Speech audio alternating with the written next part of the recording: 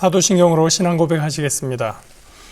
전능하사 천지를 만드신 하나님 아버지를 내가 믿사오며 그 외아들 우리 주 예수 그리스도를 믿사오니 이는 성령으로 잉태하사 동정녀 마리아에게 나시고 본디오 빌라도에게 고난을 받으사 십자가에 못 박혀 죽으시고 장사한 지 사흘 만에 죽은 자 가운데서 다시 살아나시며 하늘에 오르사 전능하신 하나님 우편에 앉아 계시다가 저리로서 산자와 죽은 자를 심판하러 오시리라.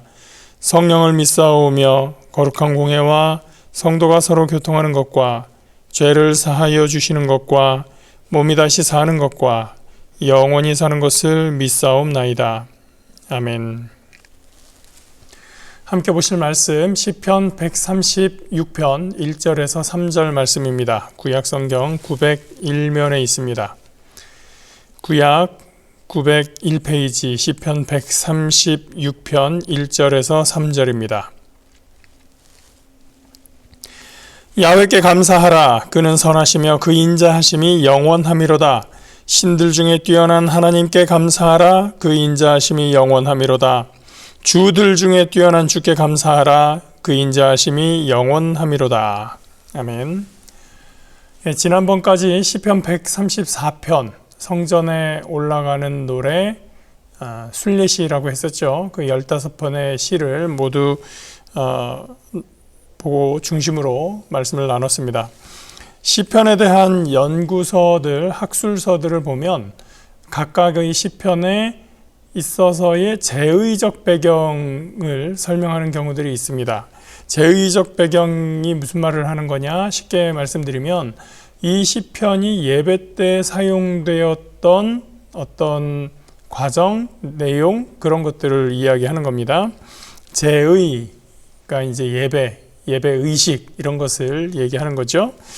자, 성전에 올라가는 노래들을 보면 제의적 상황을 많이 고려할 수 있습니다. 제사의식 이렇게 생각하시면 될 것 같은데요. 예를 들면 시편 134편은 순례시의 마지막 시편으로서 예루살렘에서 절기를 지내고 이제 고향으로 돌아갈 사람들이 그 절기 마지막 날 성전 뜰에 모여서 모두 서서 하나님을 향하여 노래하고 외치는 그 장면, 그 광경을 그리고 있다라고 말씀드린 것이 시편 134편의 제의적 배경이다라고 할 수 있는 것입니다.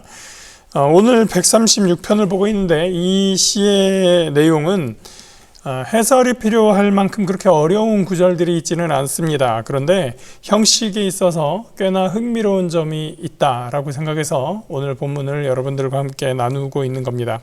이 시가 26절까지 있는데요. 그 시 모든 26개의 모든 절이 마무리가 똑같습니다. 어떤 이에게 감사하라. 그 인자하심이 영원함이로다. 이렇게 같은 문장으로 마무리되고 있죠. 자, 아무 생각 없이 이 시를 보면 뭐 이렇게 같은 말을 반복했어? 라고 생각을 할 수가 있습니다. 사실은 그게 옛날의 저였습니다. 그런데 제가 시편, 특히 이제 136편을 자꾸 읽으면서 묵상을 했습니다. 왜 이렇게 반복했지? 왜 이렇게 같은 말을 여러 번 썼지? 라고 생각을 하면서 쭉 보다 보니까 딱 느껴지는 게 있었습니다. 어떤 장면이 하나 생각이 났어요. 무슨 장면일까요? 앞에서 예배 때 인도자가 선창을 하고 회중이 대답으로서 이 뒷부분을 이야기하는 겁니다. 교독이라고 하죠. 바로 그 장면이 생각이 난 것입니다. 앞에서 인도자가 하나님에 대해서 이러한 내용을 얘기하면 그 뒷부분을 회중이 받아서 그 인자하심이 영원함이로다 라고 대답을 하는 겁니다. 그런 그 교독문의 형식. 자, 1절은 형식이 조금 다르니까 2절을 예로 들어봅니다. 신들 중에 뛰어난 하나님께 감사하라. 여기까지 인도자가 읽으면 회중이 대답하는 거죠. 그 인자하심이 영원함이로다. 3절도 인도자가 읽습니다. 주들 중에 뛰어난 주께 감사하라. 그러면 회중이 대답합니다. 그 인자하심이 영원함이로다. 이런 식으로 이 146편 끝까지 이렇게 136편이죠. 끝까지 이렇게 구성이 되어 있습니다. 그래서 예루살렘 성전에서 예배를 할 때 예배 순서에 이렇게 교독하는 그런 전통이 있었구나라는 것을 우리가 유추해서 알 수가 있습니다. 이런 전통이 지금까지 이어져서 실제로 여러분이 가지고 계신 찬송가 뒷면에 보면 교독문이라고 하는 부분이 있습니다. 그 교독문이 실려 있는데요. 우리 교회는 이 교독문이 익숙하지 않고 그래서 끝까지 잘 안 보신 분들은 이런 게 있었어 하시는 분이까지 있을지도 모르겠지만 어떤 그 다른 교단에서는 주일 예배마다 이 중에 있는 교독문 중에 하나를 주보에 실어서 모든 회중이 성도들이 같이 예배 중에 낭독하는 그런 교회들도 많이 있습니다. 시편 136편도 보시면 찬송가 교독문 59번에 게재되어 있습니다. 교독문 59번을 보면 인도자, 사회자가 1절을 읽고 그 다음에 회중이 2절을 읽고 이런 형식으로 구성이 되어 있습니다. 그런데 저는 과거에 이 성전 예배 시대에 그때는 그렇게 교독한 것이 아니라 제가 좀 전에 보여드렸던 것처럼 각 절의 앞부분은 인도자가 읽고 뒷부분은 회중이 대답으로 이렇게 읽었을 것이라고 생각을 합니다. 왜냐하면 개인이 성경책을 소지할 수 없었고 또 오늘날처럼 복사해서 이렇게 한 장씩 나눠줄 수 있는 그런 상황이 아니었기 때문에 그걸 다 회중들이 가지고 들고 서가지고 앞에서 1절을 사회자가 읽고 2절은 회중이 읽고 이런 식으로 하기보다는 앞서 인도자가 쭉 앞부분을 읽고 뒷부분에 같은 내용만 회중이 대답하는 그런 형식으로 했을 것이라는 거죠. 이것을 통해서 우리는 시편 136편은 예외를 위해서 특별히 구성한 시편이다. 그것도 교독의 순서를 의식하면서 교독을 의도한 문장이다 라는 것을 알 수가 있고요. 그래서 바로 그러한 장면, 교독의 장면이 이 시편 136편의 제의적 배경이다 라고 할 수가 있겠습니다. 그리고 우리가 이제 시편 135편을 건너뛰고 지금 136편을 읽고 있는데요. 시편 135편과 6편을 비교해 보면 내용이 굉장히 비슷합니다. 형식이 다르죠. 형식이 136편에 이렇게 응답하는 교독의 형식이 있을 뿐이지 사실 내용은 135편의 내용을 136편이 가져와서 작성한 것 아닌가라고 생각할 만큼 그 내용이 상당히 비슷합니다. 자, 그러면 이제 136편 내용을 한번 보겠습니다. 이 시는 찬양시에 해당합니다. 형식적으로는 하나님의 선하시고 인자하심을 회중이 외치면서 찬양을 하고 있죠. 내용적으로도 하나님이 자기 백성을 위해서 하신 일들에 대해서 찬양을 하고 있습니다. 하나님께서 하신 어떤 일들에 대해서 찬양을 하고 있을까요? 제가 종종 말씀드리지만 우리가 시편이나 잠언을 볼 때 구절 단위로 읽는 것이 익숙해져 있어서 한 절 한 절 이렇게 보지만 그 시편 전체 한 편의 전체를 통으로 이렇게 보는 것이 그 시편을 이해하는 데 도움이 많이 됩니다. 그래서 시편 136편의 구조를 살펴보면 처음 3절까지는 신적인 존재로서의 하나님을 찬양합니다. 그리고 4절부터 9절까지는 창조의 하나님을 찬양하죠. 그 다음 부분 10절에서 15절은 출애굽에서 도우신 하나님, 또 16절에서 20절 광야에서 도우신 하나님, 그리고 21절, 22절 가나안을 기업으로 주신 하나님. 여기에는 가나안이라는 땅의 이름은 나오지 않지만 그 땅을 기업으로 주셨다라는 표현이 나오고 있습니다. 그리고 24절, 25절은 전반적인 내용으로 이야기합니다. 위험에서 구하시고 또 모든 사람을 먹이시는 하나님에 대해서 이야기하고 마지막 절 26절에서 종합적으로 위대하신 하나님, 하늘의 하나님, 높으신 하나님을 찬양합니다. 자, 그래서 맨 앞부분 1절에서 3절과 26절 앞부분과 맨 뒷부분은 하나님 자신, 순수하게 하나님을 찬양합니다 라는 고백이 되어 있고, 중간 부분은 창조, 출애굽, 가나안 정착, 이러한 광야도 있죠. 이런 역사적인 광야 과정에서 일하신 하나님을 찬양하고 있습니다. 그래서 이 시편을 찬양시라고도 하면서 또 한편으로 역사시라고도 이야기합니다. 온 회중이 함께 외치는 단어는 인자하시다라는 내용이죠. 인자하심에 해당하는 히브리어 기억하십니까? 헤세드라고 합니다. 여러 번 말씀드렸습니다. 그래서 이 부분을 이야기하면 그 인자하심이 영원하시도다, 히브리어를 넣어서 읽으면 그 헤세드가 영원하시도다. 제가 왜 자꾸 헤세드를 강조하고 있을까요? 헤세드의 뜻은 아주 폭이 넓다라고 말씀을 드렸었습니다. 혹시 기억 못하시거나 아니면 전에 못 들으셨던 분들을 위해서 한 번만 더 설명을 하면, 제가 이 헤세드라는 말에 대해서 배웠을 때 선생님들은 우리말에 한이라는 말과 비교해서 설명을 하셨습니다. 한민족의 정서는 한이다라고 이야기하는 경우가 있는데요. 한이 뭐냐? 이 말을 외국어, 영어든지 다른 외국어로 번역할 때 이 말을 번역하기가 쉽지 않다는 거예요. 슬픔이냐, sadness다, 이렇게 번역하기 어렵다는 거죠. 그 안에 슬픔이라는 말로도 부족하고, 한은 그러면 서러움인가? 그 말이 포함되어 있지만 그것도 좀 부족한 것 같다는 거죠. 그리고 그 안에 한이라는 말 안에는 억울함도 담겨 있어요. 그렇다고 이 말을 억울하다라고 번역할 수 있냐면 그것도 뭔가 충분해 보이지 않는다는 거죠. 그래서 이 말 안에 있는 한이라는 그 단어 안에 있는 수많은 감정들, 슬픔, 비통함, 억울함, 또 때로는 분노, 이런 것들이 다 담겨 있는 이 말을 외국어 단어로 한마디로 이렇게 번역을 할 수가 없다, 그런 이야기를 설명을 들었습니다. 그래서 우리 민족의 노래, 중심적인 노래, 민요, 생각나는 게 뭐가 있습니까?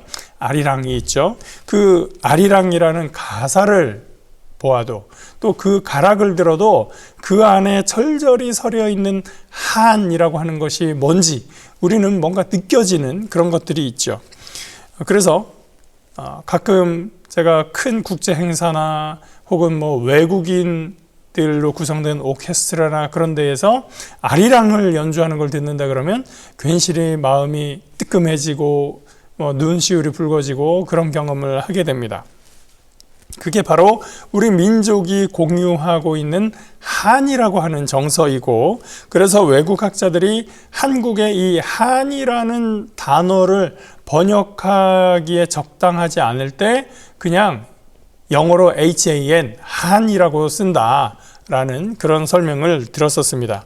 히브리어의 헤세드라고 하는 단어가 그렇다는 겁니다. 오늘 우리 본문에서 나오는 그 인자하심이 영원하미로다, 그 헤세드가 영원하미로다 라고 해서 인자라고 번역을 했는데, 이 헤세드의 인자하심, 하나님의 인자하심이 당연히 들어있기는 하지만 단순히 하나님 참 인자하셔라는 의미로 설명하기보다는 그 안에는 하나님의 한량없는 은혜, 한결같은 자비, 끊임없는 사랑, 이 모든 것들이 담겨 있는 우리나라 말의 한과는 좀 반대되는 쪽에서의 다양하고 복합한 감정과 의지가 담겨 있는 단어가 바로 이 헤세드라고 한다는 것이죠. 그래서 제가 종종 이 시편에서 인자하심이라는 단어가 나왔을 때 그 인자하심이라는 단어로 설명을 하지 않고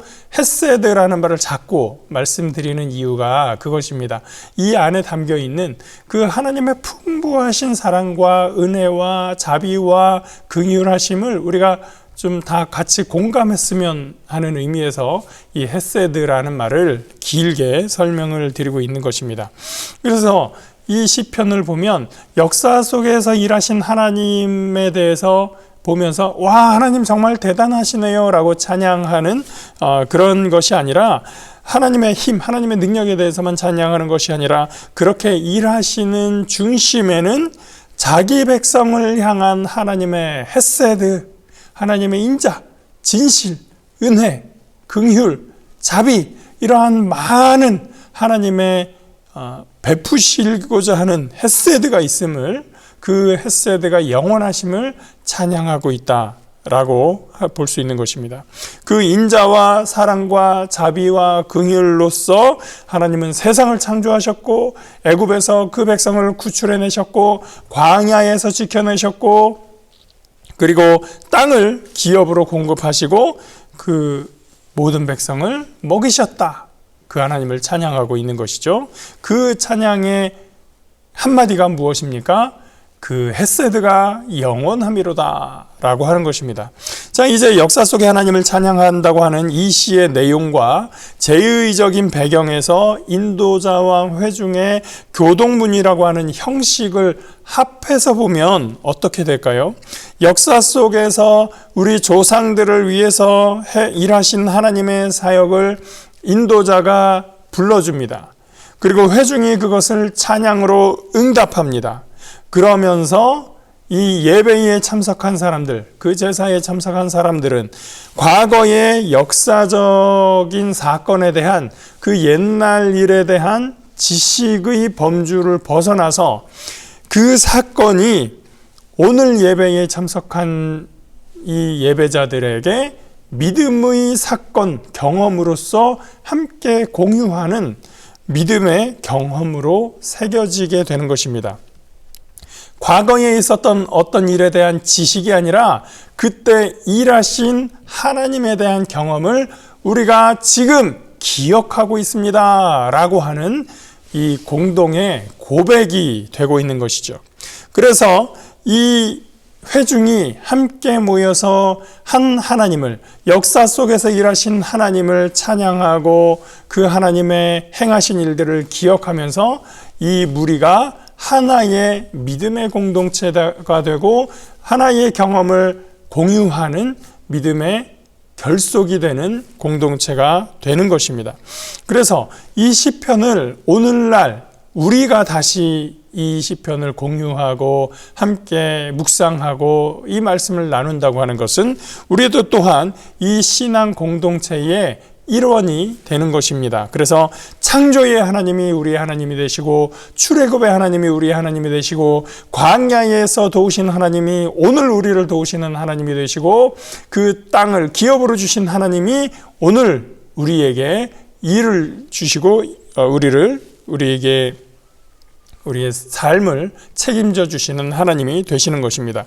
이렇게 성경을 통해서 우리가 믿음을 공유할 때 우리 교회에는 30년이 넘게 신앙생활 하신 분도 있고 우리 교회 안에 오신 지 30년이 넘는 분들도 있고 3년이 안 된 분들도 있겠지만 그러나 이 모두가 하나의 역사를 공유하고 하나의 하나님의 일을 공유함으로써 하나의 경험을 공유하는 믿음의 공동체로 세워지게 되고 있는 것입니다. 같은 노래를 부르고 같은 믿음을 선포하면서 우리는 믿음의 공동체로서 서로 격려하고 기도하게 되는 것이죠. 자, 여러분 반복적이고 또 지루한 것처럼 느껴졌던 이 136편의 표현이 어떻게 좀 공감이 되십니까? 135편과 136편을 여러분 같이 여러 번 읽고 묵상하시면서 역사의 하나님이 저와 우리의 하나님이심을 함께 고백하시면서 그 인자하심이 영원하심을 노래하는 믿음의 공동체로 성장하여 나가길 주님의 이름으로 부탁드립니다. 함께 기도하시겠습니다. 사랑의 하나님 감사합니다. 오늘 이 말씀을 통해서 역사에서 일하신 하나님을 다시 한번 묵상합니다. 세상을 창조하신 하나님, 출애굽에서 도우신 하나님, 광야에서 도우신 하나님, 그 땅을 기업으로 주신 하나님을 우리가 묵상하면서 오늘 우리에게 역사하시는 하나님, 우리의 삶을 주관하시고 인도하실 하나님을 믿음으로 고백하는 우리가 되게 하시고 또 그 하나님을 우리가 한 목소리로 고백하고 함께 노래하면서 우리가 믿음의 공동체로서 서로 힘이 되어지고 서로 격려하는 귀한 공동체의 구성원들로 세워질 수 있도록 인도하여 주시옵소서. 하나님, 우리가 서로를 위해서 기도하고 서로가 힘이 되어지며 믿음 안에서 하나님을 향하여 함께 나아가는 귀한 교회로서 세워지게 하여 주시옵소서. 오늘도 우리에게 복 주시는 주님께 감사드리며 예수 그리스도의 이름으로 기도합니다. 아멘. 하늘에 계신 우리 아버지여, 이름이 거룩히 여김을 받으시오며 나라가 임하시오며 뜻이 하늘에서 이루어진 것 같이 땅에서도 이루어지이다. 오늘 우리가 일용할 우리에게 일용할 양식을 주시옵고 우리가 우리에게 죄 지은 자를 사하여 준 것 같이 우리 죄를 사하여 주시옵고 우리를 시험에 들게 하지 마시옵고 다만 악에서 구하시옵소서. 나라와 권세와 영광이 아버지께 영원히 있사옵나이다. 아멘.